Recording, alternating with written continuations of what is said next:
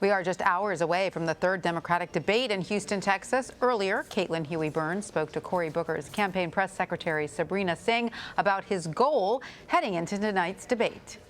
You know, tonight is a great opportunity for us, for Cory, to really introduce himself again to people maybe just tuning in for the first time, coming off of their August summer holidays. But most importantly, this is an opportunity for Cory to really get across his message on why he's running, and that is to unite people together.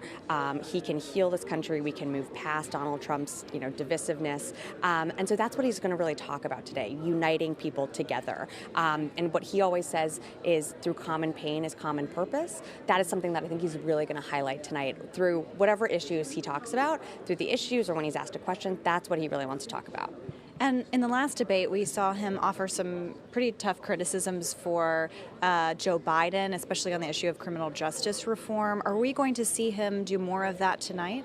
You know, I think anyone's record is completely fair game. But tonight, what Cory's going to be focused about is his message to the American people.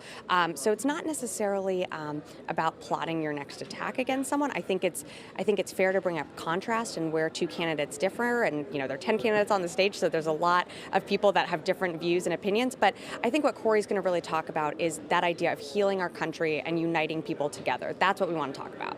And this debate comes, as you mentioned, people are returning back from vacations. They're starting to pay more attention now that we're headed into the fall.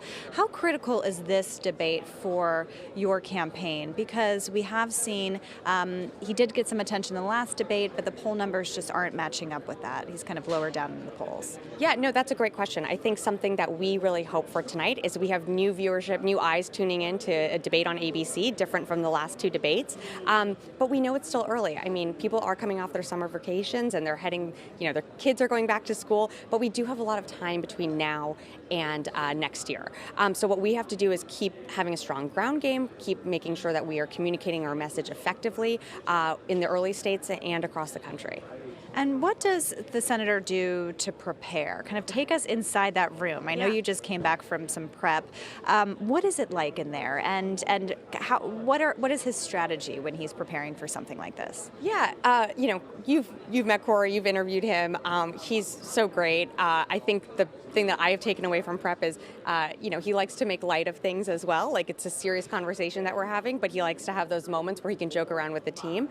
But he really likes to study on the issues. He likes to, prepare himself for making sure that he knows, the ins and outs of bills that he's co-sponsored in the past, to making sure that he just feels prepared and ready to deliver an answer in 1 minute. I mean, that is really an art, and so that's something that the team really works with him on, to make sure that, he is getting down his responses to 1 minute, because it's not like a town hall. You don't have, 5 minutes to make your point. You really have to be concise. So that's a lot of drilling down on that.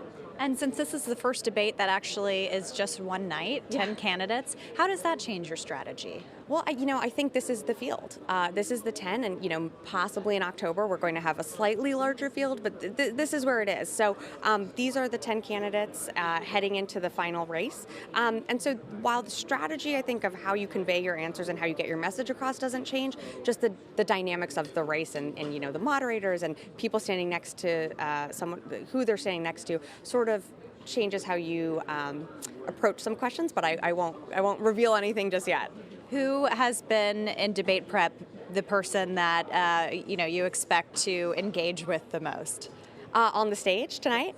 That's a great question. I don't have an answer for you on that, only because it's kind of hard to predict, and especially how people respond to certain questions and with the moderators. But I will say that something that I know we really want to talk about tonight is guns. There have been horrific shootings in the past, few weeks, months. So we certainly want to talk about guns and criminal justice and things that, Cory sees day to day in his neighborhood. And I think Cory certainly brings a unique perspective to the stage that no other candidate does on those issues. On that note, we are at a historically black college. HBCUs have been playing a big role in the campaign. Lots of candidates have been talking about it. How does this setting shape any ideas, issues, things you want to talk about? Well, I think it's great that you brought that up. This is our demographic. This is our electorate. This is the new voices of our country coming up at this HBCU here today in Houston. And so I think, that really helps us. Like Cory, his it has talked about HBCUs on the campaign trail and the importance, and I think it's really important to engage young people, especially where they are, and being at a college campus like this, it's a perfect opportunity to do so.